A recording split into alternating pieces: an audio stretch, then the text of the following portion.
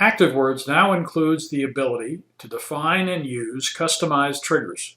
Right-click on the icon, select Options, make sure Show Advanced Tools and Options is checked in the Preferences tab, then click the Triggers tab. You'll see that you can add new triggers and name them. So let's try /.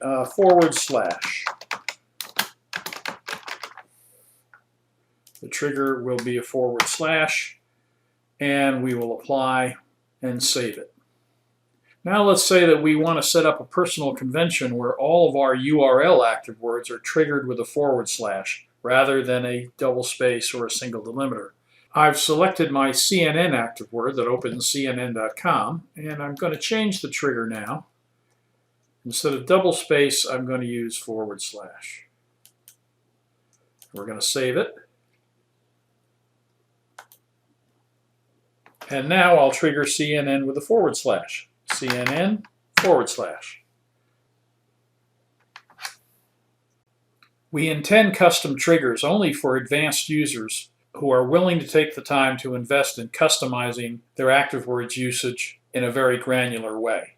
To remove custom triggers from actions, you must individually edit the records and change the trigger to another selection for all of that type of trigger. You can search by type of trigger using the trigger column in the list view. Once all of your actions have been reassigned to a new trigger, you will be able to remove the trigger that you're no longer using. Returning to the / trigger example, you'll notice that we have unchecked the column that says Include.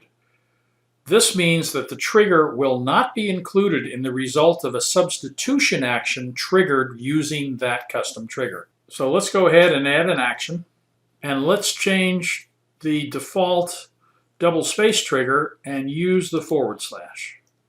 So now when I trigger the word test using the /, the trigger / is not included in the substitution result. If I go back and I put a check mark in the include column, now when I trigger the word test using /,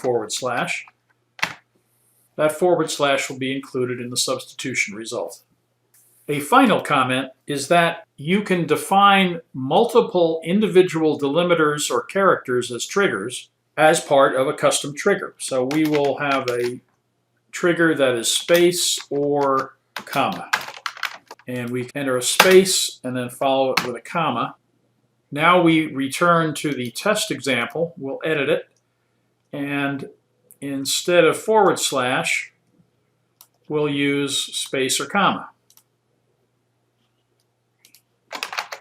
Followed by a space will trigger test, followed by a comma will trigger. And in this case, the include checkbox was left marked, so the trigger itself is included in the result of the substitution. Typically, triggers set for text substitutions should not be included in the result.